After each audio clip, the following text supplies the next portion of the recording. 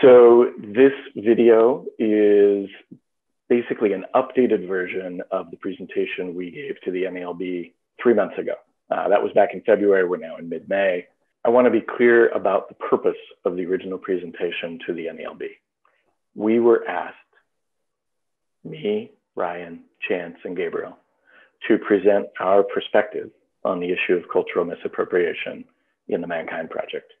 We each have our own perspective. We each come from our own history, our own walks in life. We were not trying to all have the same opinion or the same perspective. And so you'll see that here. And I want to recognize there are many opinions that were not heard in this presentation. But the idea and the request from the NALB was that our perspectives and perspectives like ours had not really been heard, had not been given voice and opportunity to be heard, and that it was time that they be heard. So that's why it's our perspectives you're hearing. There are many other perspectives on this issue. And ultimately, I want the organization to hear the perspectives of many Indigenous peoples, including those who are not involved in the Mankind Project, on what we do and whether that feels appropriate and respectful. But we did our own close examination of the video. And we found sections, one in particular, where there was an incorrect point that Trevor wanted to address. And he did address it. And there's also a section where I wanted to speak to some mischaracterization and some insensitivity that I felt I displayed in the piece. I also want to call out that Chance Thoreau recorded a video for this piece. He was unable to attend the original call, and he shared a video with us that shares his perspective. So we hope that helps set this up as a complete piece. And it's important to say nothing has been cut out, because we don't believe that this presentation should be censored. And so everything in the original presentation is still here. We've just added some pieces to give some additional context and clarity where we thought that might be helpful. Thanks. Thank you, Paul. So I'm Trevor. We'll introduce ourselves in just a second, starting with Gabriel. We did want to just give you a sense of what we're going to be going through today. And we're going to kind of start with some agreements and then setting the container. We'll introduce ourselves. We'll explain what cultural misappropriation is and how that has changed in the present day from what that might have been when MKP was founded. We'll talk about a framework called recognition, respect, and gratitude. That is kind of a largely agreed upon framework to put this right. We'll talk about the NWTA from our perspective, different perspectives, by the way, you'll hear about that. What we see as the risks at different levels to the organization and to the people involved, including yourselves. Timeline for action, what we think could be done over the next year. And then we'll cycle back to hear a little bit in absentia from Daniel, the chair of the International Leaderboard, as well as from Martin Marks and then from Paul. If we have extra time at the end, we're just going to use that for questions from Paul on behalf of the NALB to have a little bit of a tighter dialogue. We're hoping we have time for that. We'll see. So that's where we're headed. Looking forward to it. So we're going to start off with some agreements. And the first one, as y'all have already heard, is requesting just some deep listening. We'll be talking about unintended and intended impacts on aspects of the NWTA. And we're asking you to just notice what's coming up inside you as you hear these pieces. Take note.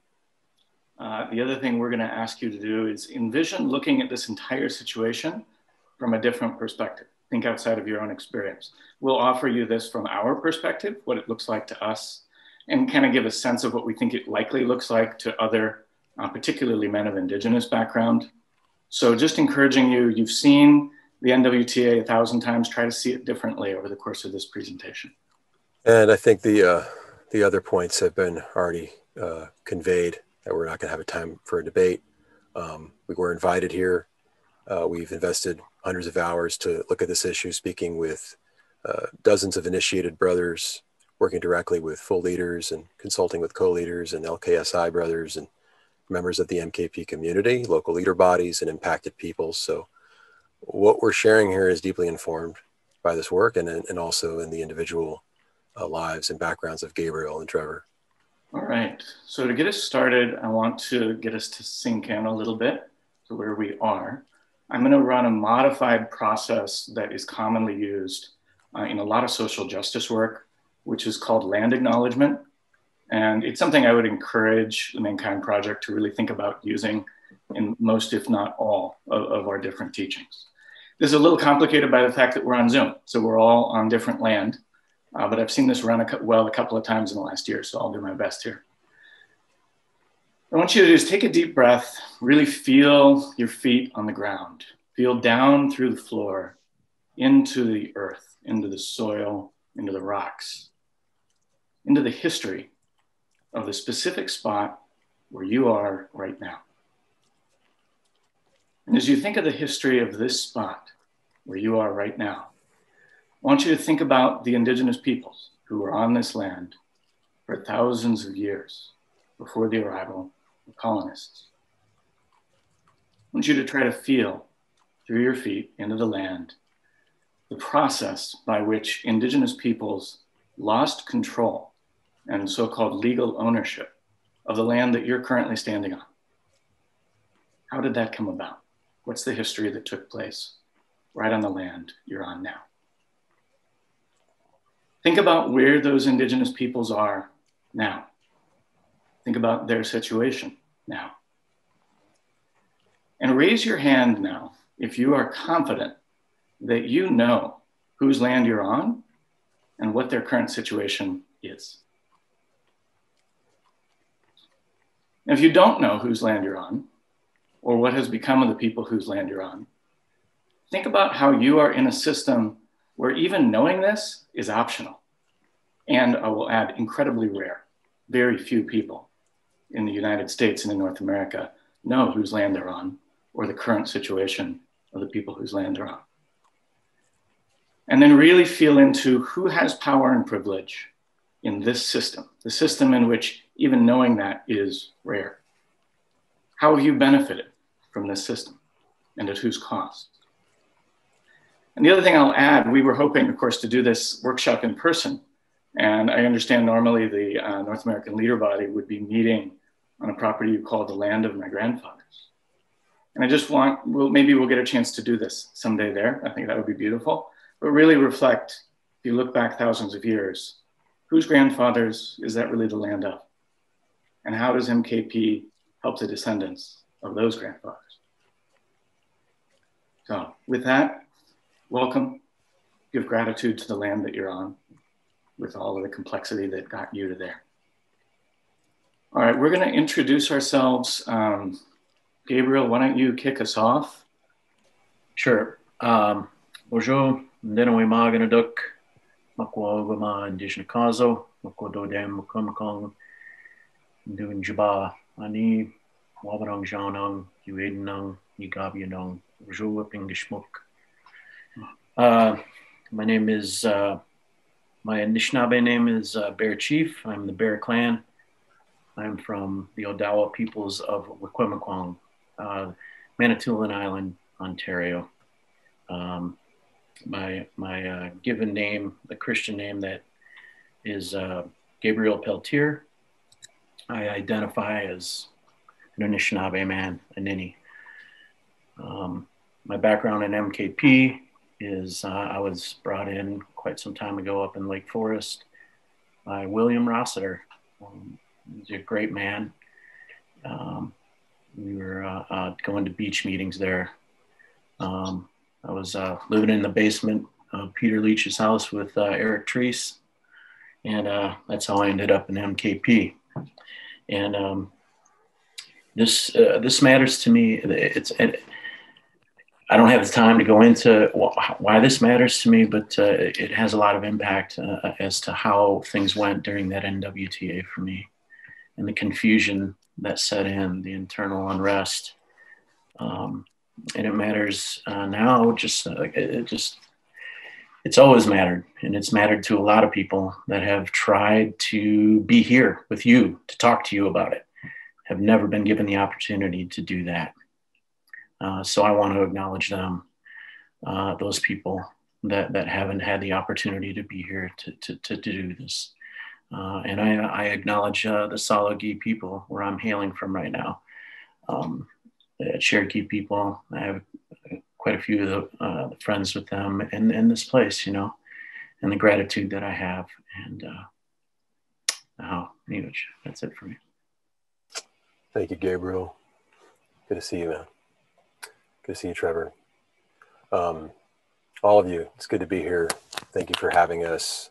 Many of the men on this call are mentors and friends, and I'm really grateful to be here. So thank you, Paul, for inviting us to speak. My name is Ryan Blum-Kristal. I was initiated at the land of my grandfathers in Texas back in December of '03 when I was about 27 years old. And I've been active in MKP about 13 of the past 18 years since my initiation. And I identify as a white Jewish Roma, cisgendered, heterosexual from the Rio Grande Valley near Reynosa, Mexico. So quite a mix. I'm a leader in training, and I sit in the Northern California leader body, currently on hiatus because I've recently become a father. And I've been a member of MKP communities in Austin, New York Metro, and now the Bay Area. So I've staffed 16 weekends in Forge community in different I groups. So I'm also part of men's groups outside of MKP. My mission is to create an inclusive world of soulful connection by being awake. And in the spirit of living out that mission, I've spent the better part of 2 years discussing, researching, educating myself on various details and background of the NWTA, as well as indigenous spiritual traditions and indigenous history, indigenous present. When I was a teenager in South Texas, I was invited by some Native American friends to participate in a sweat lodge, part of the Native American church. Indigenous people, their way of life, spirituality, and rituals have changed my life for the better. And my life has benefited as a result. And there's a debt that I owe to the people and to these traditions. And this issue is important to me because MKP has benefited from indigenous traditions, and I judge that there's also a debt that is owed.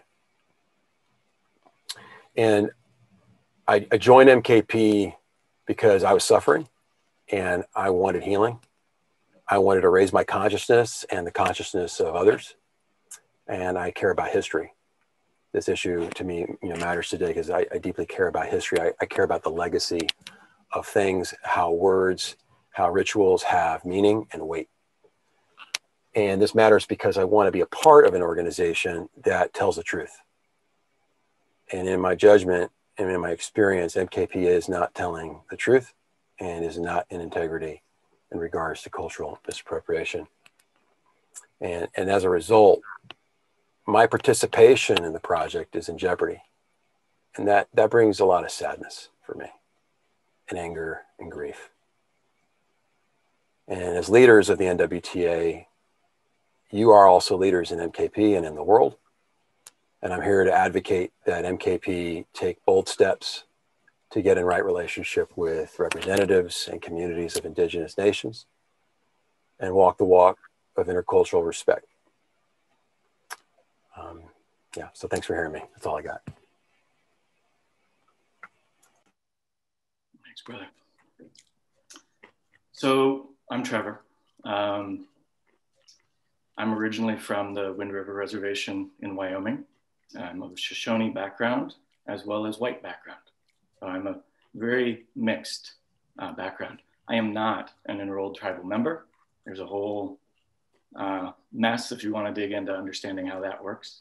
But what I can tell you that I think is relevant today, I have really worked professionally on the majority of my life in indigenous rights issues. And that has given me a perspective that I'm hoping to share with you today, not as a representative of any indigenous peoples, but as a person with an informed opinion and a desire to really help MKP. to give a sense of, in a nutshell, of where I come from, I identified that on my reservation, things were so hard, so much damage had been done by the genocide in this country, that I didn't really even know how to make a significant contribution there. And so I decided that what I could best do is go work with other indigenous peoples to try to talk with them about the system of genocide, especially those who are in earlier stages of engaging with the mainstream society, and help them make ideally better informed decisions about how to manage the situation. And so I worked especially in Latin America, where a lot of communities have deep indigenous roots and are really facing incredibly difficult situations reminiscent of the United States in the 1800s, and tried to work with them. So I spent over a decade doing indigenous rights work in Latin America. That eventually led to me leading the work of the Latin American delegation. And by leading, I mean kind of coordinating, facilitating, and running the trainings for the leaders of every indigenous group in Latin America, from Mexico through the tip of South America. We were training and leading those groups in the negotiations with the United Nations, with the Organization of American States, around what are indigenous rights. And that eventually turned into the United Nations Declaration on the Rights of Indigenous Peoples, which is a legal framework, which I'll mention, and then try to explain how that relates to us here. But it also means I had the opportunity to really hear for years in detail debates about how do we as indigenous peoples want to address the situation where we're noticing that a lot of people in the mainstream society have a desire to leave some of the traditions they come from and welcome that as a wonderful thing. You know, we're delighted when we see people who want to leave behind some of the legacy of genocide and move to a new understanding and a new way of being. And so a lot of my mission became to help all of these indigenous nations handle that situation in the way they wanted. And that resulted in a legal framework and also kind of a consensus that it's up to each indigenous nation to decide how they want to share their knowledge, if they want to share their knowledge to those who are not of their background, and really fight for their right to self-determination, to make that decision, to not have that decision made by anyone else, especially outsiders. So that's what I'll say for now. I'll tell you a little bit more about my involvement in MKP later on. I'll just say that I've been involved in MKP pretty intensively for the last couple of years and almost exclusively on this issue. Because until this issue is in a better place, I really am not comfortable being involved in MKP in the way I would like to be. So my hope and you know, my big picture mission in life, frankly, has been and still is to help indigenous traditions and learnings be of service and be of healing to mainstream society, and that be done truly in a good way. I see potential for that in the Mankind Project. We're not there yet. And I've put in these hundreds of hours of volunteer work with MKP because it really would matter to me so much to see that become a reality. That'd be a real dream of mine. So that's me. I'll stop there for now. I think that those of you watching this probably know who I am. You've seen me, or we've been on weekends or been at gatherings together. And so you know who I am. But, you know, it's interesting that not a lot of people know who I am. And so I grew up on a reservation, born and grew up on a reservation until I was in the 10th grade. And my mom is Native and my dad was white. And I was raised on a reservation. My family were indigenous Native people. So I was treated as a Native person, and so I identify as a Native person. You know, all of those years up until leaving the reservation to go to a different school in the 10th grade was imprinted on me and culturally as a Native person. I don't know how to convey what that experience was like for me. I don't know how to draw the lines and paint the pictures to attempt to illustrate what that was. But what I do know is that there were a lot of things done to try to get me to be as white as I could so that I could experience the benefits of what being white could be. And, you know, I was told to stay out of the sun so that my skin didn't get dark and I could appear as white as possible. My mom would correct me all the time about the way I spoke English so that it didn't sound a certain way and I could be viewed and heard as white as possible. So I'm still obviously unraveling this. I'm 43 years old. I was born in 1977. And part of the unraveling of that has been done in MKP and looking at my imprinting and my training throughout my life, and especially my childhood, as we all know, that had me relate to the world. So I did my NWTA the weekend of March 12th through 14th, 2004. That Saturday was March 13th, and I did my carpet work. I have, you know, done between, 90 and 100 NWTAs now. And I certified as a co-leader 10 years ago and full leader about 5 years ago, I suppose. So I have been really hesitant to speak from the heart about what's true for me, about, you know, some of the deeper parts of my identity. The thing of it is, there's just so few natives left in our country that it's hard for people to know how to hold space around that. And I have found a pretty good home with a lot of the Black folks and Black leaders in different places, especially Chicago. But I've struggled to be able to speak from the heart. I don't know that many people like hearing that I see white privilege everywhere, and that beyond even white privilege, I see white supremacy operating all around me. And a deep truth in my heart is that from where you're sitting or standing, wherever you are, you're on stolen native land. I don't think that that's very popular to hear, but it goes to the point, which is that imperialism and colonialism is a way of life in America. And it happens in all kinds of overt ways and insidious ways constantly.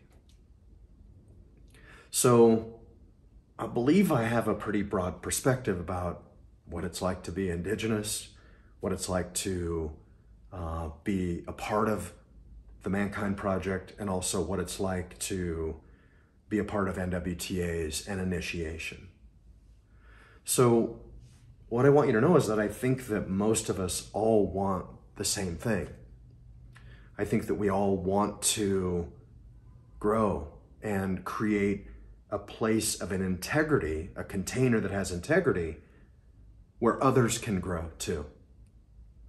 And my firm belief is that the container needs to be aligned, and it needs to be operating in integrity with what it knows is right.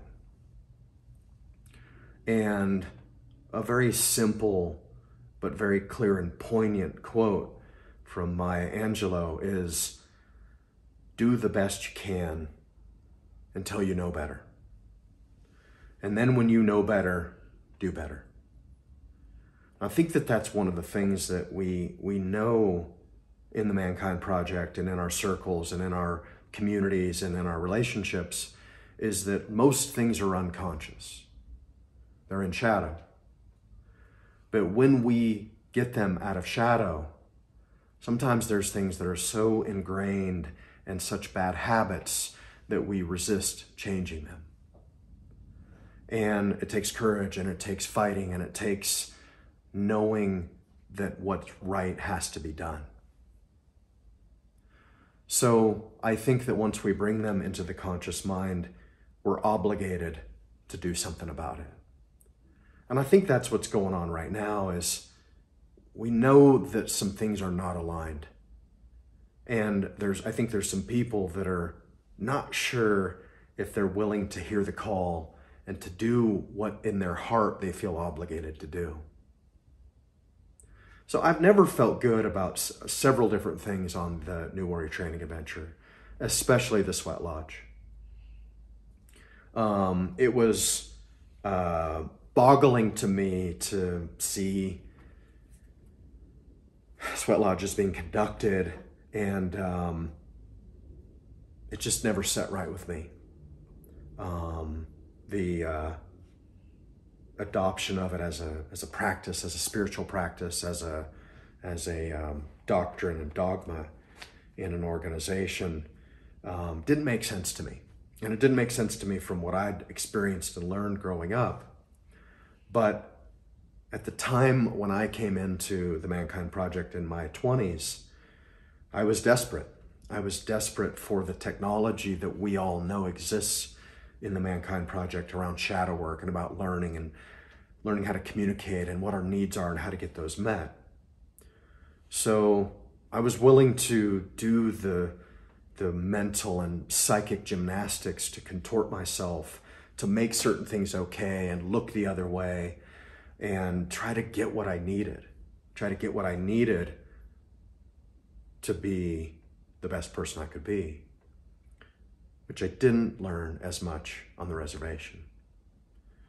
And I could tell you how fucked up that is and why reservations exist, but I'll save you that for another conversation at another time. So I was willing to look past those incongruences because I needed that technology. And I think that's what many of us have done is we've just kind of looked the other way. We've looked past certain things, and it's time that for me, I no longer look past those things. And I've come to understand that it's been a big betrayal of myself to not speak that truth. I know we can figure out another way. I have faith in that. I know that we're creative, brilliant people that have been doing these things for a long time and been in many ways on the cutting edge. And now it's time to lean into that. Something that's always been confusing for me is why a few people in one tribe speak for that tribe, meaning the Lakota, and why MKP has chosen to have the Lakota speak for nearly 500 tribes in the United States to say that something is okay or not okay, or that something is right or not right. I thought it's interesting that that there's some type of an exchange. There's an alliance with the Lakota people and the Tatanka Alliance, what have you. And I respect it, and I think it's great. And I think that, the Lakota people, as well as all Native people, need to have access to things that have been denied for so long. But why just one group? Why? I asked myself, as that alliance was being formed, what about all the other tribes? What about my tribe? And I think that there's something to that. So the United States has broken every treaty with every tribe in what we call America for hundreds of years. So why are we looking as, an organization called the Mankind Project to write this with the Lakota and not all tribes?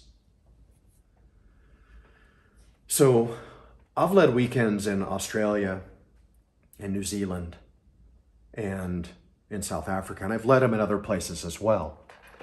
But those countries in particular, I've witnessed a completely different relationship with the indigenous people of those countries.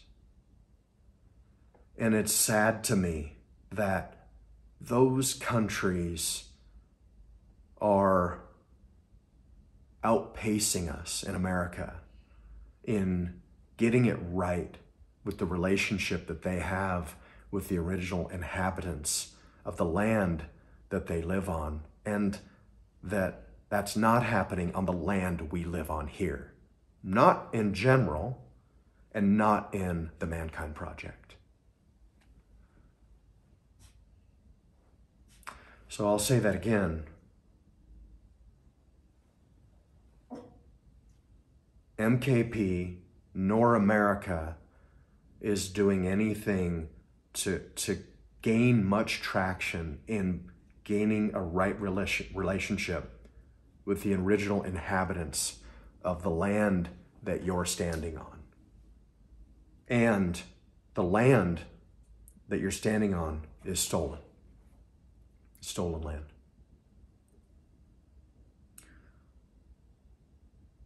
So thanks for considering this. Okay, thank you, brother. So here we have just kind of a clear bullet of cultural misappropriation. And we're just going to unpack this a little.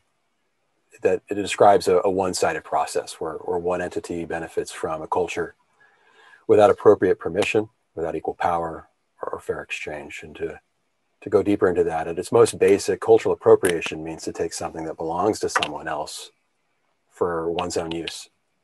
But in the case of heritage, appropriation happens when cultural elements are taken from its cultural context and used in another. The most harmful examples of that are when cultures are being appropriated are of historically oppressed groups, which is what we're talking about today. Misappropriation describes this process here. And the more pronounced when we see that these behaviors are intentionally or unintentionally harming groups through misrepresentation, disrespect of their culture and beliefs.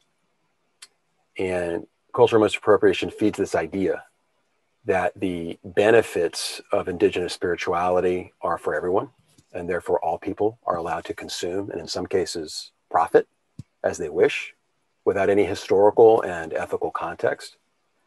If culture and medicine are going to be shared, there needs to be an equal amount of power on both sides. And at its foundation, appropriation is a product of colonialism and genocide of indigenous people, identity and culture that continues to this day. So it is not something that's rendered in the past. And like a Jew cannot give permission for the nation of Israel, no individual indigenous person can give permission on behalf of all indigenous nations. So I'm going to go over this quickly. This is from the United Nations Declaration on the Rights of Indigenous Peoples. Let me say this was 40 years of negotiation by thousands of people representing every indigenous nation on the planet to reach a consensus and ultimately reach an agreement with the governments of every government on the planet around what indigenous rights really are and what that means. This is a relevant piece of that. I will point out this passed back in the early 2000s. So this didn't exist when MKP was created, and to some degree was negotiated and created to respond to situations like the Mankind Project and other organizations. So the relevant piece here is the idea of free, prior, and informed consent. So this is in legalese. So I'm kind of trying to translate this for you. I know you're looking at the legalese, but the idea is that there is now a legal framework through which indigenous nations can pursue redress, in other words, lawsuits and other actions, when their customs and spiritual property are taken without free, prior, and informed consent, which essentially means that they, as a whole people, have agreed to having that religious and spiritual property used by an external group. which is possible. And one of the things that was really important throughout the UN process is that there are many indigenous nations who do want to share their religious and spiritual property, but that must be done through the actual leadership of those nations, not through any individual person, however much we might like them. And so that's kind of the key piece there. And we are currently in violation of this law of the United Nations Declaration on the Rights of Indigenous Peoples. So alongside UNDRIP, the piece that Trevor was speaking about before is another organization that worked in parallel called the Native American Rights Fund, NARF. And this professor, Rebecca Tsossi, gave I thought, a really clear insight around just how to understand this from another perspective, and maybe another language is really the key piece here being about seeing cultural expressions of traditional people as intellectual property. And that not one individual can give away those rights and those resources, that it's a collective piece. The tribal nations actually own them collectively. So another supporting piece there. So I want to draw your attention to something that I'm guessing many of you haven't seen, although it depends how long you've been involved in the Mankind Project. This is an excerpt from the 1993 Lakota Declaration of War against exploiters of Lakota spirituality. And I want to draw your attention to this piece here. Individuals and groups involved in the New Age movement and in the men's movement, stop there, have exploited the spiritual traditions of our Lakota people by imitating our ceremonial ways and by mixing such imitation rituals with non-Indian practices in an offensive and harmful pseudo-religious hodgepodge. Here's what I want you to understand about this declaration. You may find that language triggering. You may feel that that shouldn't include the Mankind Project. There are two things I want to point out. Their naming here of in the men's movement is basically explicitly naming the Mankind Project. That is the organization they were talking about in this declaration. And the other thing that's really important to understand is this is not a declaration of a few disgruntled and upset people. This is a declaration that was signed on to by the chosen leaders of every branch of the Lakota Nation. So the Mankind Project has this story that we tell about how we had permission from a person to do what we do. Even if that was true, that is followed by this shortly after, essentially naming the Mankind Project and saying, you do not have our collective permission to do this. We demand that you stop. But at that point, there was no legal framework. And so this comes from a different era of the indigenous rights movement. And essentially, we had no teeth. This is an era where we had to protest loudly and then hope people would choose to do the right thing, because there wasn't much we could do if they didn't. And in this case, as far as I can tell, the Mankind Project mostly ignored this declaration and continued to believe that their permission from one individual outweighed the condemnation of the leaders of every branch of that tribe, which is a shame. But there weren't consequences, and I think we've gotten sloppy about the idea that there won't be consequences, because as we're talking about, the indigenous rights movement has grown, has changed, has evolved. We have a lot more tools at our disposal now than we did in 1993. So I want to step in here with a little clarification and correction after the fact, after the video was produced. A couple of things. First of all, the Lakota Declaration of War that all but named the Mankind Project. In fact, what happened over the next several years, the organization had been using indigenous practices in ways that were deeply problematic. And a group came together to form the Lodge Keeper Society, and essentially to work to bring the Mankind Project from a place where it didn't have any real relation with indigenous peoples to try to develop a really deep and meaningful spiritual connection. And there are a number of men who have made this almost their life's work. So it's a deep and profound gift they've given to the world, to dig in, to build this relationship with one particular branch of the Lakota, and to try to get us to where we're being respectful and are in a reciprocal relationship. Now, in my view, that needs to be updated. That is work that was done several decades ago, and it is not sufficient, in my view, given the scale of the Mankind Project and the current expectations within sort of how to properly respect Indigenous rights. But I don't want to be casting judgment on the hearts and the good work of men who worked really hard to get the organization into relation, to give it their absolute best shot at how to try to do that in a respectful and good way. I want to be supportive of moving us beyond that initial good move and into the next phase of how to move into right relation with not just one branch of the Lakota, but with Indigenous peoples broadly who are affected by what the Mankind Project does. So that's the clarification and the correction. And I do want to just offer my deep gratitude to the men who have worked really hard on this. Thank you. So moving on here, there is a simpler framework I'm going to give you because I think it's the one that will help you really look at everything within the Mankind Project from a different perspective. This is the framework of recognition, respect, and gratitude. This is sort of a shorthand framework we used behind the scenes in the negotiation of the UN Declaration, because it's obviously not in legalese, right? But it's a framework of what we're really looking for. And I think it's what'll help you all out.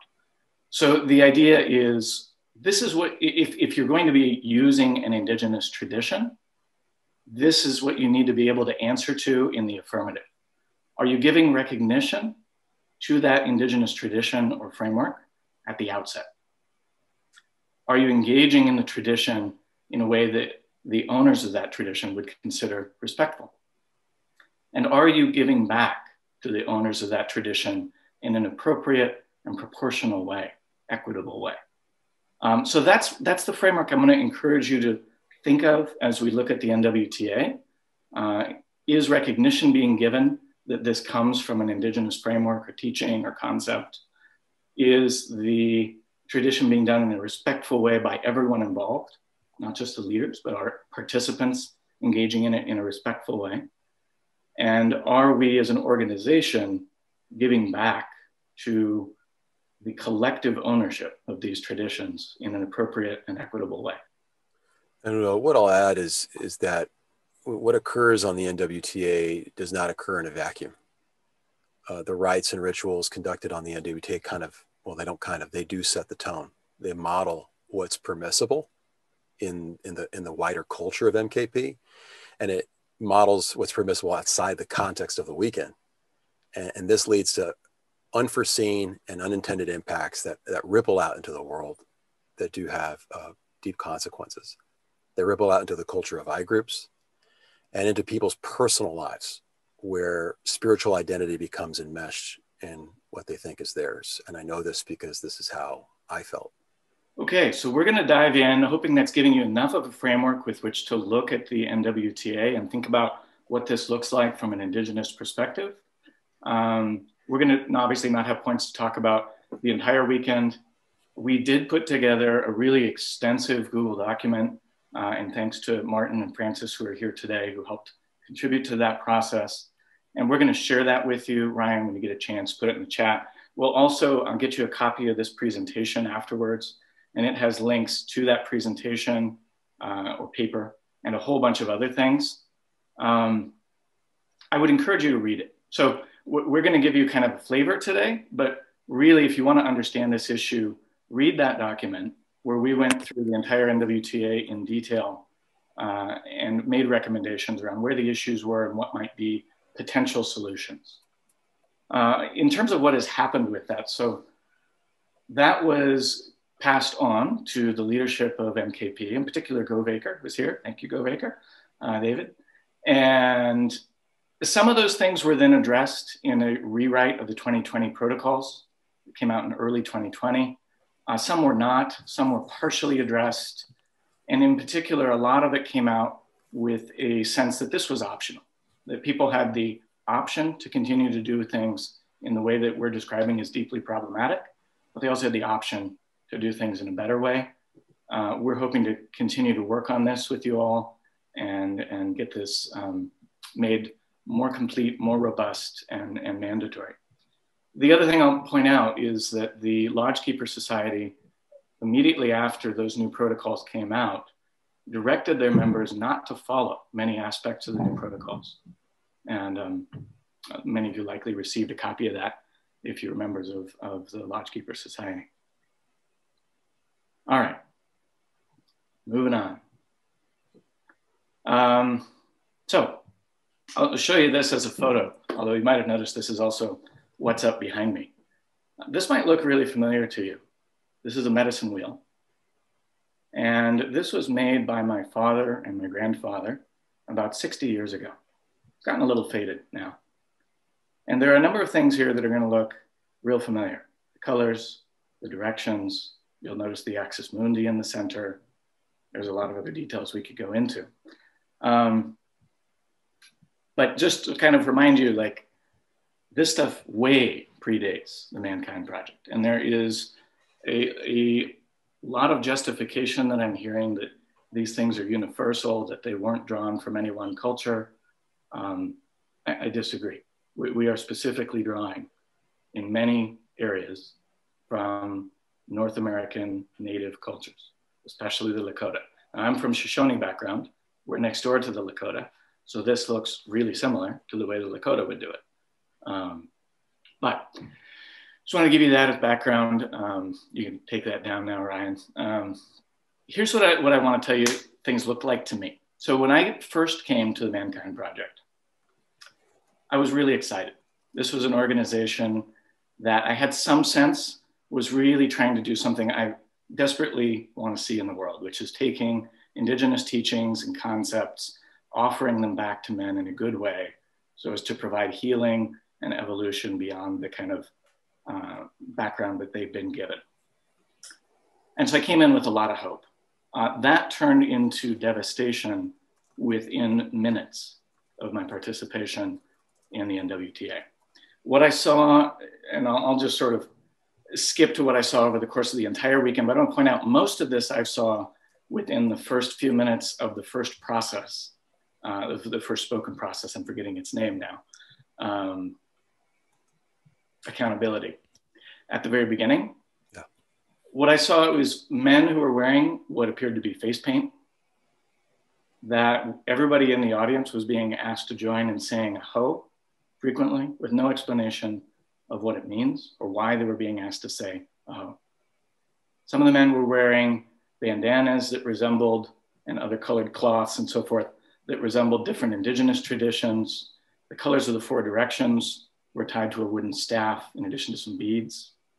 Staff were presenting themselves at some point over the weekend, I don't remember when this starts, using animal names that sounded a lot like Native American names. And pretty quickly, everybody was asked to refer to themselves with animal names that sounded a lot like Native American names. Sage was being used to smudge without any attribution of why we were doing this or where it came from. There was a traditional sacred staff with a tobacco tie attached to it, feathers, beads, etc. There was a context presentation about essentially explaining that the Mankind Project had learned from what they deemed old cultures and had made a better version of initiation rituals that was superior to that had been traditionally done in tribal societies. Most of the men throughout the weekend, and then by the end, everybody, were wearing these red leather talismans that look exactly like traditional medicine pouches worn by spiritual leaders in my tradition and in many indigenous tribes. And then we concluded with a sweat lodge. And it is a sweat lodge. It is a modified sweat lodge, but it was done without any acknowledgement of its origins. In fact, I was told that this was gifted to us by the stars repeatedly when I asked questions. And within that sweat lodge, we were essentially spoken to in a traditional way, equivalent of a sermon. And we were asked to participate in singing songs, some of which are sacred Lakota songs. Again, modified, but still. And the last thing I'll mention is we, at various points, were calling out the four directions with colors and meanings lifted straight out of Lakota tradition. sometimes mixed with some things from Jung and more, the archetypes, in ways that felt funky, but there it was. So I was in this weekend where there was just this overwhelming use of indigenous tradition everywhere, and not a single mention that this came from indigenous tradition. In fact, a lot of denial when I asked questions. People would say, no, definitely not. We came up with this. And I'm like, no, you didn't. And clearly, as I'd looked into it a little bit, not the level of reciprocal relationship with the tribes of origin that would be justified for an organization at the scale of MKP. So that's what I saw over the weekend. And I'm going to walk you through a couple more pieces because I want to show you what it looks like to staff too. But I'll tell you, I was pretty shaken. I went to the weekend with a group of friends and they supported me throughout the weekend. Otherwise, I would have left the first day. And I suspect a number of Native men have done that because this is a lot to have come at us and done without any attribution, recognition, respect, and gratitude. It hurts. But I had the support of my friends. I made it through. I was able to see the beautiful intentions of the men leading it and participating in it. I was able to see a lot of healing happen, but I was able to see that was woven in with the continuation of some deep hurt to my community. And it made me really sad to see that healing mixed with harm in that way. So I took a break after that, and I only participated in my I group for about a year. And then decided, with the encouragement of the same group of friends, to go back and staff a weekend. And I'll be brief. So obviously, I see all the same stuff happening when I staff the weekend. And in addition, from the staff side, there's even more presence of modified indigenous spirituality throughout the entire staff container. Again, we've got a hoe, we have the talisman making, and really seeing that those are made in a very traditional way, and yet there's no acknowledgement of that. And yet another sweat lodge right at the beginning. So there's a lot more that I saw. And in that weekend, and Martin will remember this, he was leading that weekend, we did the sweat lodge. We came in, they did the staff with the tobacco tie. And then there's this question, does anybody have any issues they want to have addressed? And I just like raised my hand through the ceiling and was like, we need to talk about cultural appropriation, like big time now. And so we did. And that's where the conversation with Martin started, is kind of right after that weekend. So that's what I wanted to give you a sense of, how that looked from my perspective. And I wouldn't be here if I hadn't had the support of many men to kind of deal with the hurt of that and still see all the beauty and all the healing that was happening despite that. On to you, Ryan. So through a lot of these dialogues and through these inquiries, we were trying to figure out, as trainings were going on, this is pre-COVID, by the way, we're trying to figure out what's a way to bring cultural awareness, cultural consciousness more present early on. But again, respecting the mystery, the descent, the architecture of initiation. And we thought about a protocol, a short one, that would occur somewhere between the accountability, but before sacred male ritual. And so the vision here is a protocol called recognition, respect, and gratitude. And again, this is a loose suggestion that we're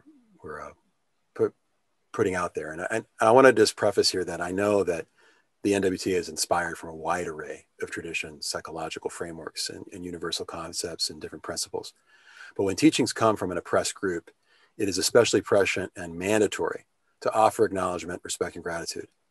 And by addressing that awareness of cultural respect and consciousness at the beginning of the weekend, we are setting a context for both initiates and the staff to know the origins of some of these teachings and engage them with reverence. I can't tell you the amount of times that I've staffed where so much what happened, there's just no context. And there'd be times where it's just accepted that's the norm or that's the culture. And one is either to roll with it or not. The goal is to strengthen the container with this protocol by modeling the integrity and the accountability, essentially calling ourselves out, that we acknowledge something, and that the indigenous teachings and concepts that have inspired the NWTA, with emphasis on the rituals that the staff and the initiates have participated in up until that point and beyond. So it's kind of like, it's a level set. And it's very, very important that everyone present join in the expressing of that gratitude. It's an energetic piece, inviting all men present to embody that respectful awareness, past, present, and future. It's not an exercise in political correctness. It's about ritual respect. And, you know, we know that it's important, if it is important for the NALB and for the weekend to honor other traditions and other frameworks and inspirations, I judge that there's opportunities, you know, to make recommendations to add those contexts before or after the processes where it is most relevant. I'm going to add just a piece on that before we move on to talismans, which is to say, in terms of a quick thing that can be done within the NWTA that will really make a huge difference overall, it's that piece. It's opening at the very beginning with that recognition, respect, and gratitude. That is if Mankind Project wants to continue using everything you've learned and sort of incorporated from Indigenous tradition through the weekend. We'll get to this a little bit more, but you'll have a choice in terms of how you want to move forward as an organization. You can take the easy way, or you can take what I consider the better way. The easy way is to just stop using all Indigenous tradition, all teachings, and then voila, you've cleaned it up, right? Although you personally will have then benefited for however long you've been involved from those teachings, you could walk away from them, cleanse them from the NWTA. I hope that's not what we do. I hope that we move and do the hard work to get into right relation with the Indigenous peoples who have inspired most of these teachings. And if we're doing that, starting with this kind of acknowledgement is going to be really key. So that piece is offered with the hope that we're moving into continuing to use some of these teachings throughout the NWTA, but making that transparent and clear. Okay, so the next thing, there are a number of things, by the way. So if you look at the full report that we wrote, we went through everything. We had recommendations on almost every protocol throughout the weekend, but we're just focusing on the top couple that we see as the most problematic and the most impactful right now. So the one I want to focus on next is the talisman making and the ceremony.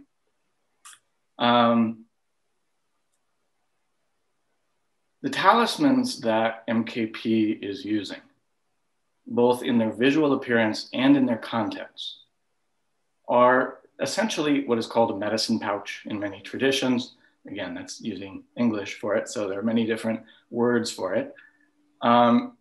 Those are used in a number of traditions, especially in North America, but to some degree, those can be used elsewhere. But the particular contents in it are very distinctively North American, especially Lakota and some of the nearby tribes, tradition around a medicine pouch.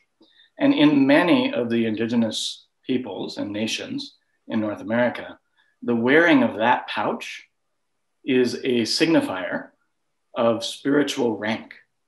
It is not a signifier that I am a member of an Indigenous tradition.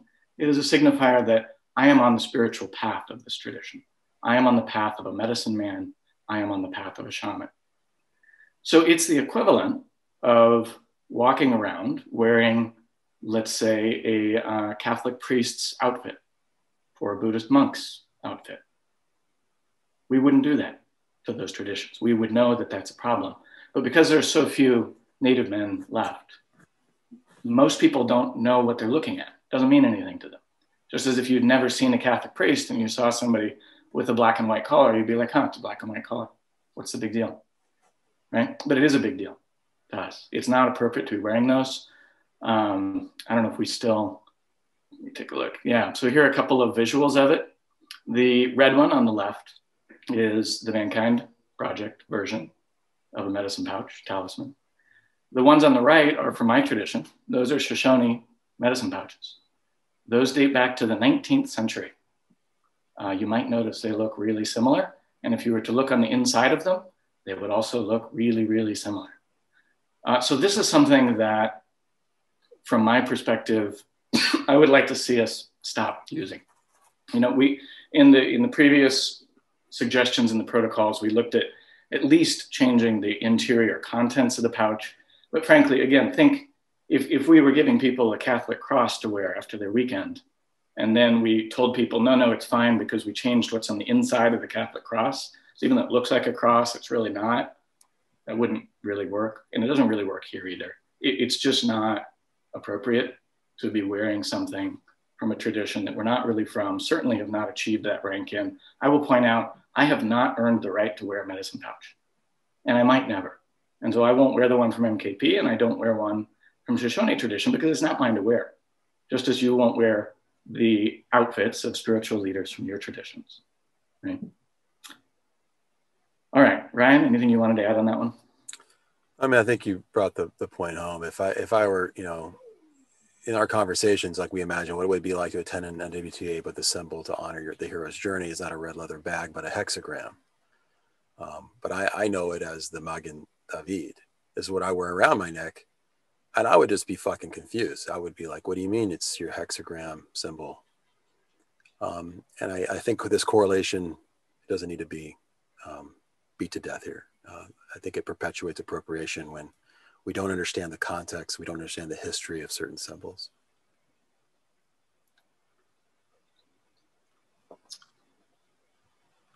Gabriel, I see your notes and I appreciate you sending those out. Anything you want to add here verbally, brother?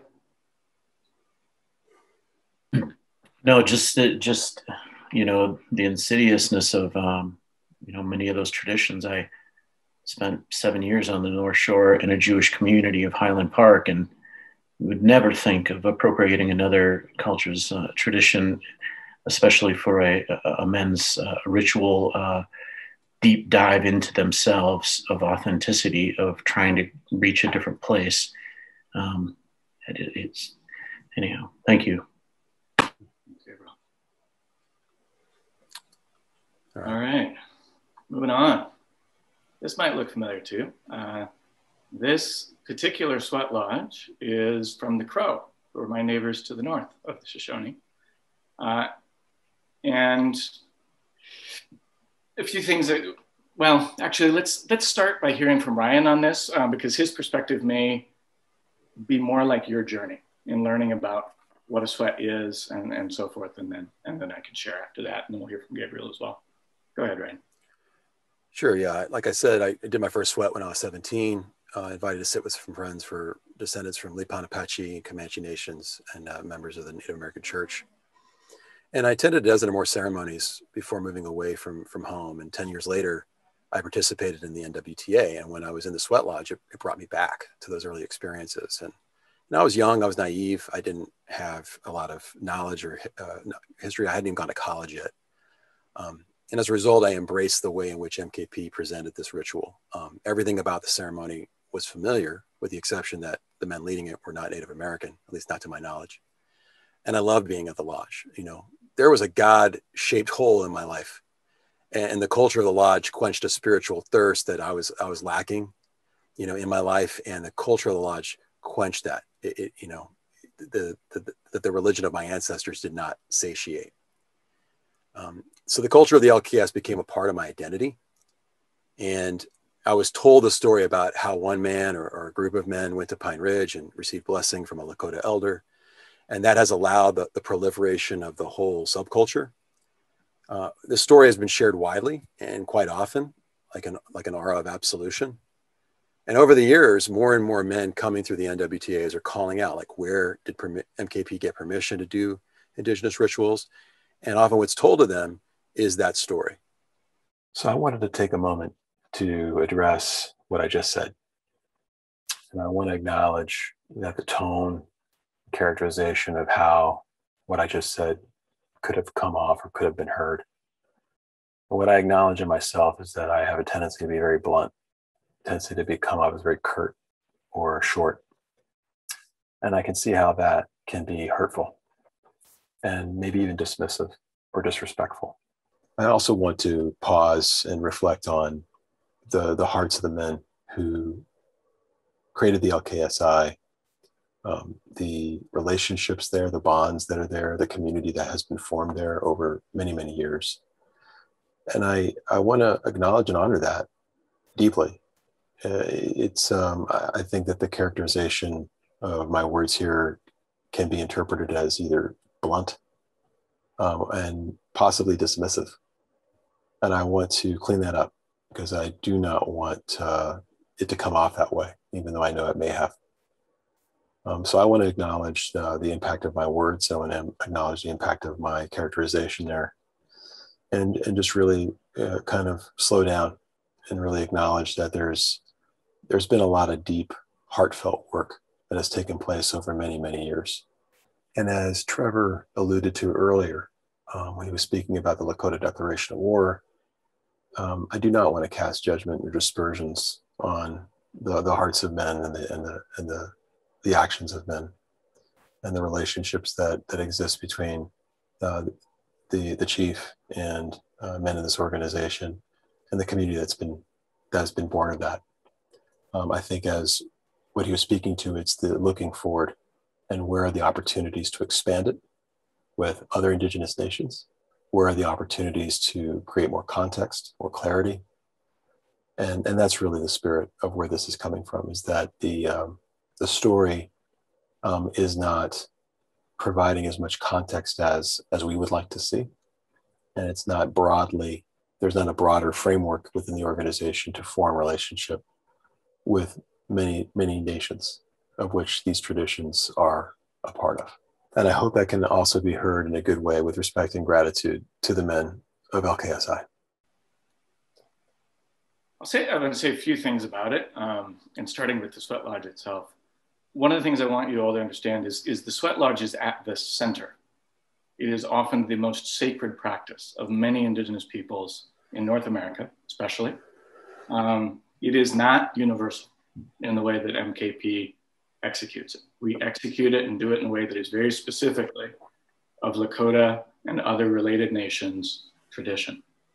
And one thing you need to understand is people have died trying to preserve that tradition because it was the center of the spiritual practice.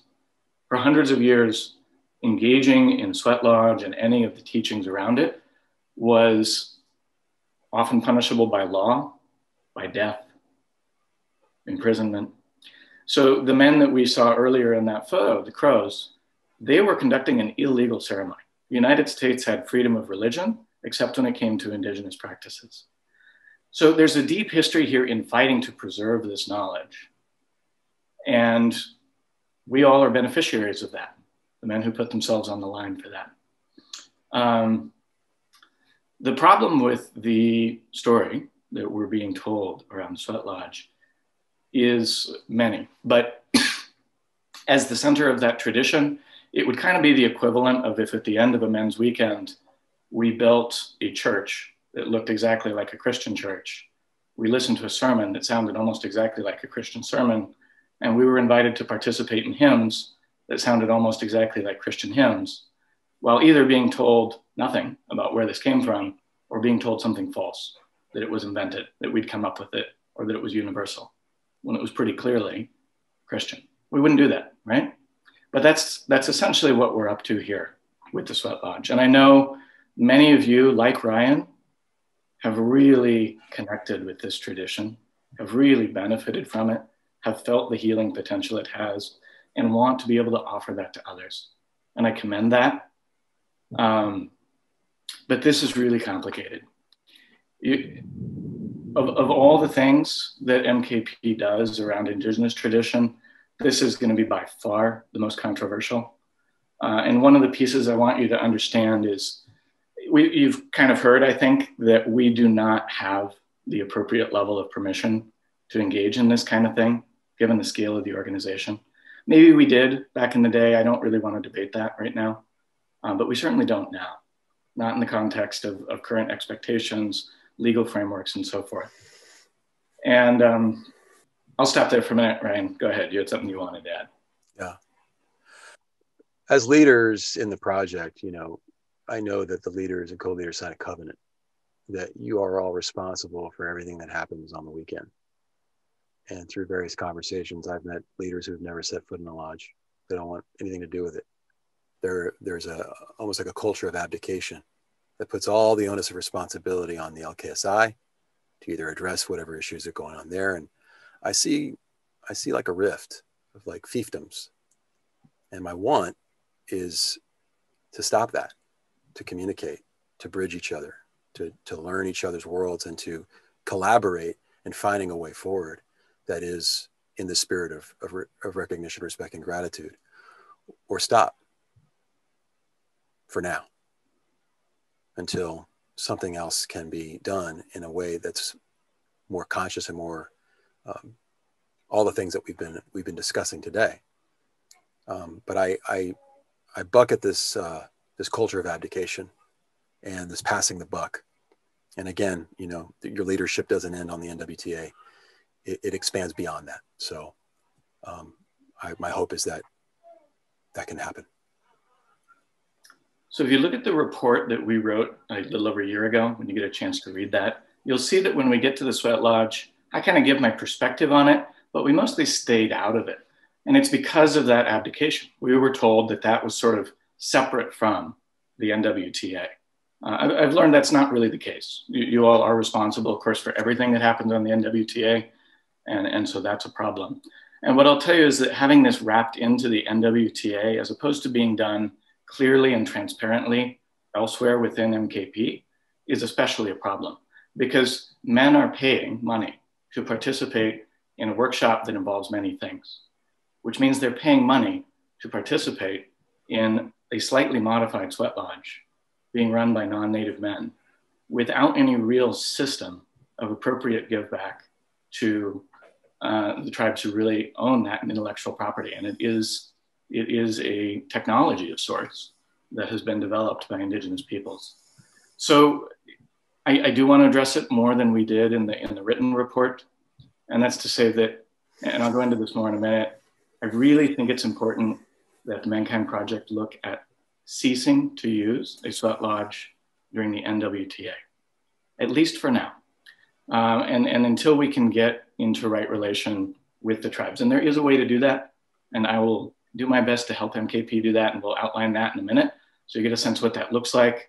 But right now, this is kind of an explosive situation.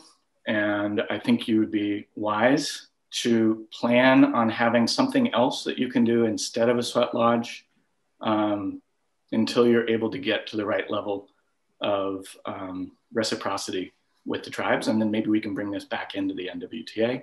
That's my personal opinion. And Gabriel, I want to hear your opinion on this one too, brother. You're passionate on this. What do you want to add? Well, it's you know, I shared in there that you know, my grandparents huddled under the kitchen table. You know, they developed a system of sticks, willow sticks with different colors on them, that people would secretly knock on the door. And I belong to the Medewan Society. You know, that's still a very near part of the culture. Really, actually, it's not that just like a little over 40 years ago, it was completely illegal. So the sweat lodge is the most feminine piece of a culture. We can't even construct a lodge without a woman's hands being on it. You know, it's all men's organization utilizing one of the most sacred feminine pieces that involves equitable, you know, the male and the female. We hold the bows, they tie the lashes, you know. So it's, I don't know, it's difficult to even think about this. Thanks, brother. All right, moving towards wrapping up here. Risk, right? So yeah, as we do, you know, what's at risk if MKP is exposed more widely as a plastic shaman organization, perpetuating the erasure and marginalization of indigenous people? And I will add that it's already being called this in numerous indigenous activist organizations. And how is my personal integrity, how is our personal integrity at risk if I remain complicit, if we remain complicit in perpetuating these practices and not moving towards respect, recognition, and gratitude, and forging relationships with indigenous nations? Trevor? Yeah. So I want to be really open about a few things here.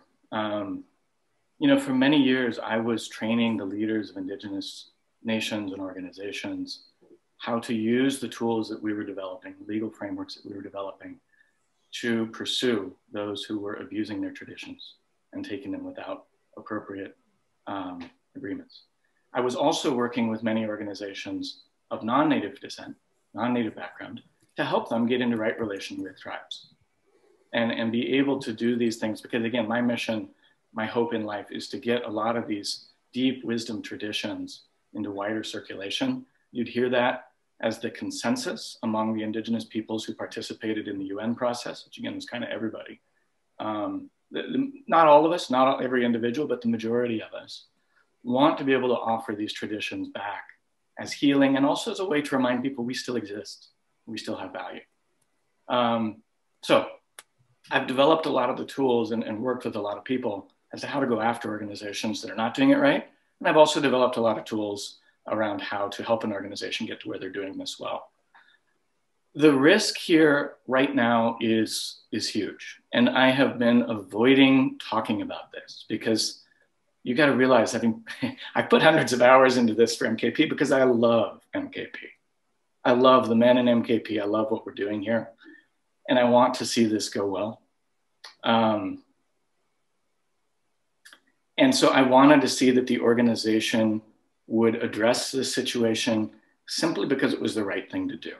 I wanted to see that integrity, that walk be made into, or that talk be made into an actual walk. And so I avoided talking with the organization about what the risks are. And that doesn't feel fair at this point. So I do want to lay that out. I've looked into this particularly over the last few weeks to kind of see what the situation is, because frankly, I was surprised that the Mankind Project has not become the target of a pretty intense campaign around cultural misappropriation. It seemed surprising to me. And so as I've kind of looked into this, I've dug through different Indigenous discussion groups and so forth. What I can tell you is the Mankind Project is very much on the radar of multiple Indigenous rights groups. The fact that this has not turned into an explosion yet, there are a lot of reasons, but I'll basically just say it comes down to luck. You just haven't quite had the right constellation of individuals who decided to take this on and turn this into a war. But that will happen.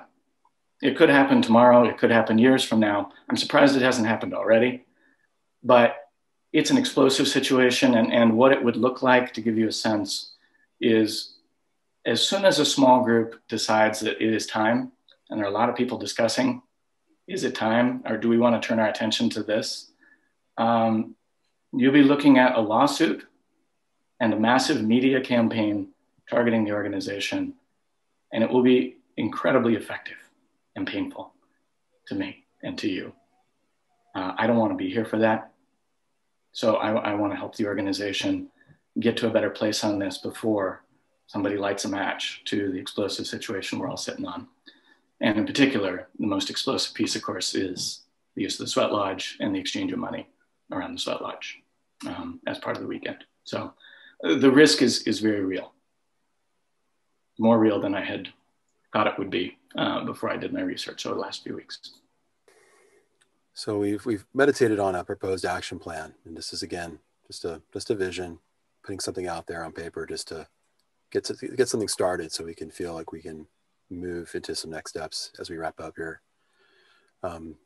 Trevor, you want to kick us off here? Yeah, sure. So for the winter, present to you all. Really happy to be here. Thank you for having us. Beginning conversations with the National Congress of American Indians, which is kind of the collective representative body of the tribes of the United States, and other Indigenous organizations. We're sort of in the early stages of that now. And beginning the 2021 rewrite of the NWTA protocols, which we hope take what was done in the 2020 protocols and move it considerably further along towards a more complete adoption of the various recommendations, or finding other ways to address the issue. None of the recommendations we made are carved in stone, but addressing the issue is really urgent. Yeah, and then adding to that, there's been conversations parallel to this with Dan Baldwin and the chairs around MKP issuing a Truth and Reconciliation statement. That's been on pause. We wanted to speak to the NALB before anything like that happened. But me and Trevor have been in communication with MKP USA parallel to this. For the springtime, we're envisioning an ongoing conversation with NCAI and other Indigenous organizations, seeing what either support or resources or guidance or consultation could take place potentially. And seeing how MKP could create distributable workshops around this topic around North America. And likely also within the LKSI. Yeah. So I met with Curtis a couple of weeks ago, and Matt, one of the headmen of LKSI, is here today. And our hope is to do a presentation to LKSI and have a deep discussion with them soon. But I also encourage all of you as the NALB to have a really deep discussion with LKSI ASAP about this and figure out what we want to do. We recognize that there's both policy changes that need to be done and learning and education that need to happen. And so hence the emphasis on different presentations and workshops and so forth, which we're hoping not to be the ones to do, by the way. We don't have the time and the energy to do that. So it's something we'd like to see MKP take on and take ownership of. And we're happy to kind of advise and consult as best we can. Yeah. In the summertime, envisioning, again, the actual application of those workshops and conversations, hopefully either a completion or the first draft of the protocols. But if COVID goes away or we're able to get a handle of it and a training does occur in autumn, ideally it would be great to try to start something new by that time. And hopefully a working agreement with tribal leadership by that time as well. And I do think I'll add on the tribal leadership piece. I think we will be able to get to a working agreement to use the majority of the teachings that we have within the weekend, with the probable exception of the sweat lodge. I think that one's going to be stickier. I think it's going to take longer. I think we can get there, but I would plan on experimenting with what we might do if we're being asked to not do that for now by tribal leadership. In the autumn, we're hoping, based on the COVID situation, that we get to start doing in-person NWTAs. And I'm excited to participate in those, pending seeing some of these changes put in place. In particular, I want to be able to invite Indigenous leaders to attend NWTAs and provide feedback. That they are there specifically to say, how is this landing? How is this feeling? And that they be leaders who are chosen to fill that role by their people, not just people we happen to know. So that's roughly the action plan moving forward. And I want to add to that, about, obviously we know that a lot of things will trigger people, numbers trigger Jews when men are being given numbers. I've seen that. I've seen all kinds of different triggers occur. I've heard another leader reflect back to me that sometimes the perception of the ashes look like blackface. And, I know that it's not our responsibility to, we can't control those things, obviously. But I think that is different than what we're talking about. And I don't want to go into as to why, but I think the gravity of these pieces and the history of them, specifically the antagonism and the historical antagonism between North American governments and Indigenous peoples, is very different than, let's say, United States government and pagan societies from thousands of years ago, which is essentially anachronistic. It doesn't exist. So comparing something to another thing doesn't really apply here. So I just want to add that. Yeah, and actually one of the things, a little bit of a detour, but you may notice that in a lot of social justice spaces, we're shifting to using the term BIPOC, meaning Black, Indigenous, and people of color. And that's specifically to recognize that in the United States, Black people have a very different experience of being a person of color than somebody who's Asian. And Indigenous people have a very different history of what it means to be Indigenous in this context. That's, particularly cultural. Visually, I can often pass as white, but there's a lot that goes on at a cultural level that is really problematic. So anyway, there's a broad movement to recognize that there are different experiences of things. So we're going to wrap up here. I want to hear from a couple of leaders, but first I'm going to share just an excerpt of a statement. This is from Daniel Nepia. He's the chair of the International Leader Body. He's of Maori background. He lives in New Zealand. And we talked with him a little bit about this via Chance Thoreau, who is not able to be here today, but is one of our full leaders in NWTA, who is also of Native background. And here's the quote from Daniel Nepia. My personal opinion is that little is achieved in the diversity space unless the first step is the non-target population's relationship to the indigenous community. Multicultural awareness is mere surface level, ignoring a much deeper settlement wound. In New Zealand, CLCs are expected to complete a decolonization workshop, which addresses the negative impacts of colonization, past, present, and future in New Zealand. Would encourage you all to have a deeper conversation with Daniel on this. They clearly are thinking about this at the international level a great deal and have already taken a number of steps to address this. And I think there's a lot that could be learned there. So I want to pass the mic to Martin and then to Paul, and then Paul, with any time that's left, to just field any questions or discussion from you on behalf of the NALB. So Martin, go for it. Thank you, Trevor and Gabriel and Ryan. Deeply moved. Would you like to lay out the questions that we had discussed so the circle knows what this is about? Why this matters to you and where do you stand? What's your commitment? Great, thank you. So why this matters to me is I have been a part of this organization for over a third of my life and over half of my adult life.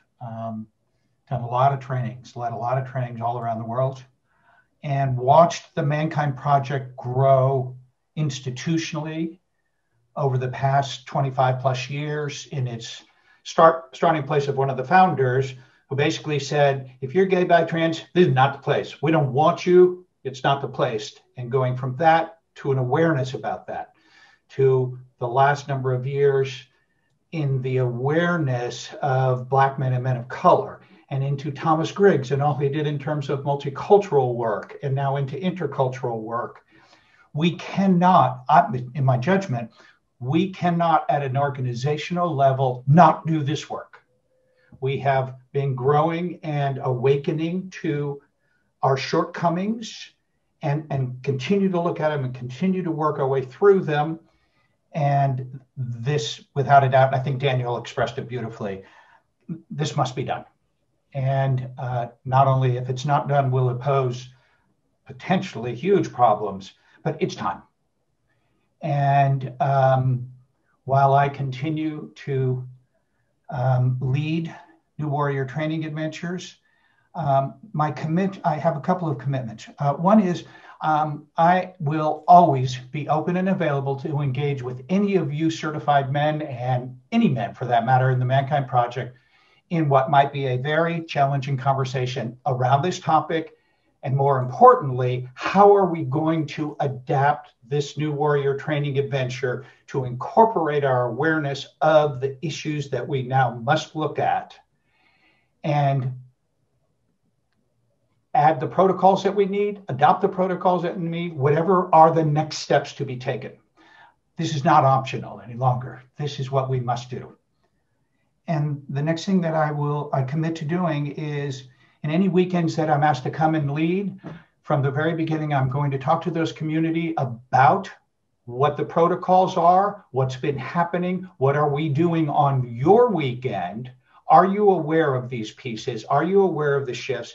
And make sure that whatever ritual we use is done with the appropriate recognition, respect, and gratitude. And more importantly, that lots of the extraneous artifacts of cultural misappropriation are removed. I have done this in the work of sexism that we do on the LTs. My commitment is manifested by the fact that I have stopped using the phrase a hoe. And it's been hard, and I haven't wanted to. I like it. It's been 25 years of saying it that has meaning and depth and significance and connection to me. It's a part of the culture I've grown up with and live with. I have now intentionally excluded it from my vocabulary in any context. Is it a small token gesture? Of course. Is it going to change the world? Of course not. But perhaps in my not using that phrase any longer, someone else will say, well, that's interesting. Why did he say thank you? Well, in this language, thank you is the appropriate comment when you bring a gift and when you offer something to me in conversation, or my way of saying, I hear you, thank you. Yeah, thank you. I'm complete. Thanks, Mark. Thank you, Mark.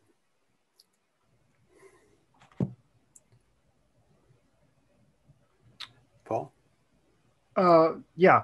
So I'm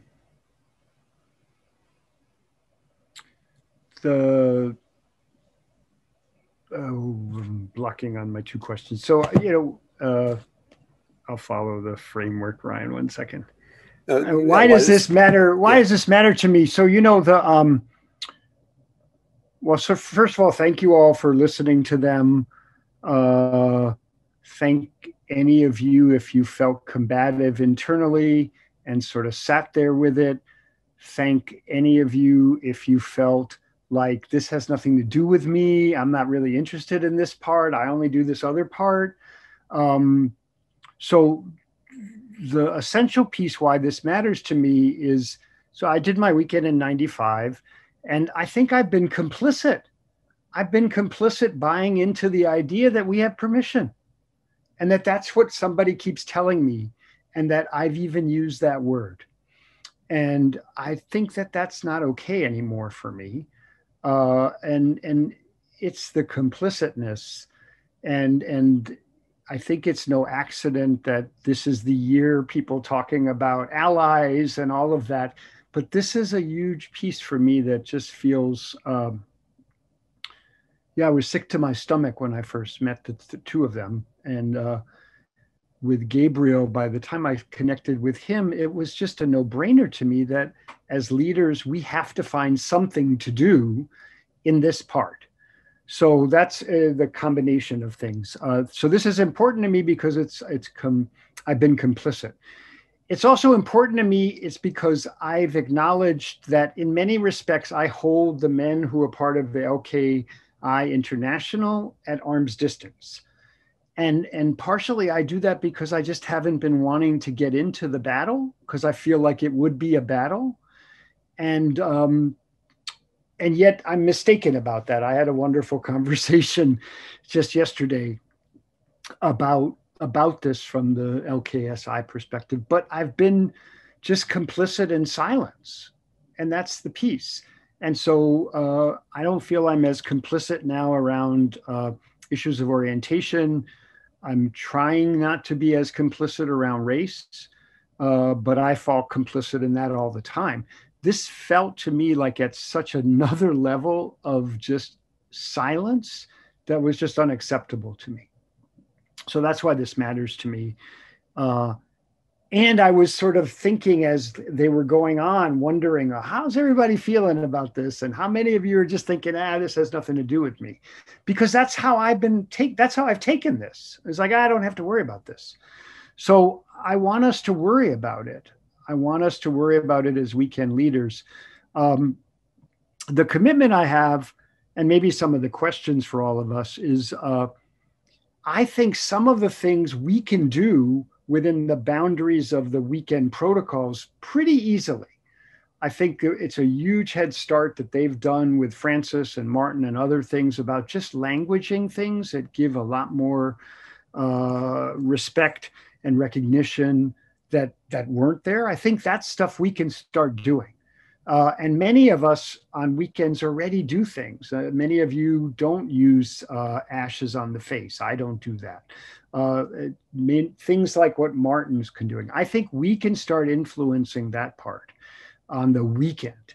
The part I'm more scared about and don't really want to get involved with is the sort of political part that this kind of does permeate all aspects of our organization and I-groups and in all these other things. And I prefer to think, okay, well, I think we can control this easier. And that my commitment is to sort of first work on that and get with other members of the board and particularly some leaders who also have feet in both worlds in LKS as well, about how do we start having more dialogue about it? Because I don't know, I mean, I guess Gabriel's piece to me is probably most compelling right now, the two things. I don't know that I can keep saying about permission anymore, regardless if it's true. Regardless if it's true, I just don't think that's enough anymore. And then the lodge is probably more problematic for me too, because I really do appreciate it. But for Gabriel to describe the lodge construction and the merging and connection of the feminine with the masculine, that now really sits very different with me today. So I'd like to learn more about that.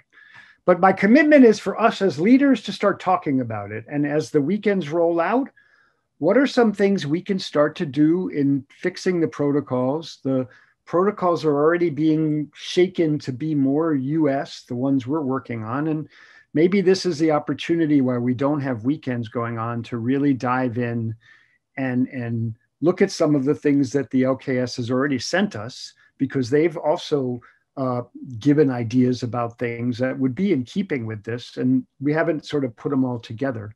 And starting to have us affect change on the weekends. The John Levitt wrote something in the previous afternoon workshop that now the power, privilege, and difference trainings are doing whoa, and that we have to learn about that. So I think my commitment is we need to do the opposite. We need to really put our hands around the weekend in this issue, and we need to push it back out to the rest of the organization. And I think as leaders, we can do that just by what Martin's saying, by saying, well, make your choice not to say aho. And I guess also we probably need to have a conversation. My commitment is to maybe hold some more Zoom meetings at this point. How many of you also identify that you've been complicit or so? Am I the only one that feels like shit? I just feel like I've been busted and I didn't even realize I was being busted. And let's sort through that. So that my commitment is a couple things, conversation and dialogue also with Matt and other members in LKI, continuing to use the protocols. I think we need to see the things that have already been done. Francis and Martin and you guys have spent a lot of time on it. And then finally, you know, if I feel ashamed, which I do feel some shame, that's fine. That's fine. But I'm not going to get caught in that. I think the idea is as weekend leaders, we can move this along and do it in a way that has this respect and gratitude. So that's my long-winded response to this. And I think the ending part was my perception when I met the three of them first for the first time. And this is just a fantasy, is I had the fantasy that they thought this was going to be a huge undertaking for them to talk to us. And it wasn't. The moment within like 5 minutes of me listening to them, I was like, yes, of course. Yes, of course. So my commitment is to get the many rest of you, because, you know, leaders, we need to admit that a lot of us probably like, I don't worry about this part. So yes, of course, this stuff needs to be done. And this is things I think we can do. And if people differ of any of you are differing, then I want to hear your view, but I think we got to keep moving. So that's my answers to those two things. Thank you. Thank you, Do you Paul. want us to address any of the raised hands or do you want to wrap up here? I didn't see any raised hands. Were there raised hands? Stefan McKenzie raised his hand here. I'm going to unmute you, brother, or ask you to unmute. So the only piece that I feel protective towards the three of them about is I don't want them to defend what they said. I don't want them to defend what they've said. I just, if it's useful for them to hear the reaction like I shared, then I think taking some time for that is fine.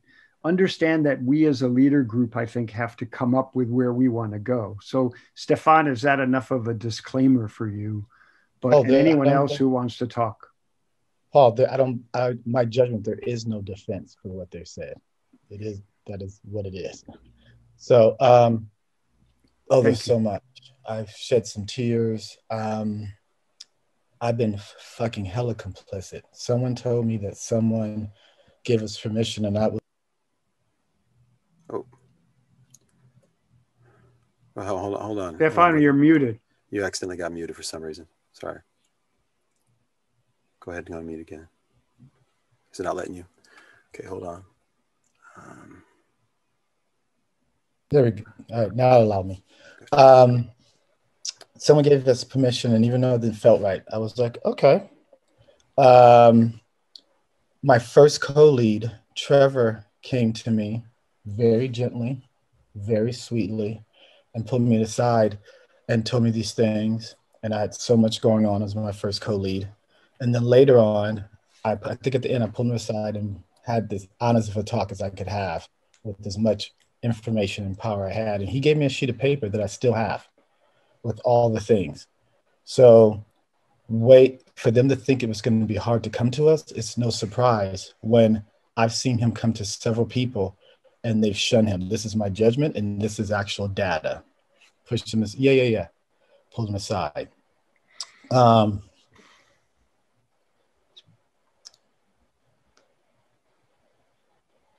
So I acknowledged my complicity in not being more active in it. And where I have not been complicit, where I've actually done different, is since that conversation with Trevor, and I continue, my commitments continue to do this. When people push back that we change anything, they act like this has been here since before Christ. How old is MKP? With the whole story we tell, 3 people sat in a living room or a kitchen and came up with it. So all of it has changed. It is not the same MKP when they first created it. It's not the same MKP 10 years ago. It's not the same MKP when I initiated. So it's constantly evolving and changing. There is nothing that is absolutely unchangeable. And I feel like MKP is reactionary as opposed to actionary. And they're very different. And now we're coming to a place, once again, it's reactionary. So do we get on the train or do we wait for the train to get knocked off the tracks? I don't see any other thing. So I don't think there's anything to debate. I don't think there's anything to argue. We can talk about our feelings. I'm all done with that, so we do well. And it's time. It's actually time to do something now. Not tomorrow, not what I hope can happen. We make it happen. And this is... Yeah. I'm complete. Thank you. Thank you. Mm-hmm. So there's Ari Lowenberg and Zeke McCabe. I don't think I have permission to do that. So maybe Richard, if you can help unmute these guys. And again, I'm feeling protective because the commentary is commentary for yourself. It is not, this is for us to have to figure out what we're going to do. And that's the gift I think we get. And just to level set too, Paul, I mean, I want to respect y'all's time. Y'all have a lot to do today. You've been on Zoom for quite a bit. This is the last bit. So we're at time. So we really only have maybe 5-6 extra minutes with permission to go a little longer. Okay. But that's it. So if there were 2 or 3 men, Harry or Zeke. Yeah, I'll go. I was unmuted. So first of all, okay. Trevor and Ryan and Gabriel, thank you for the courage to bring this here. And my heart's broken. I'm full of sadness.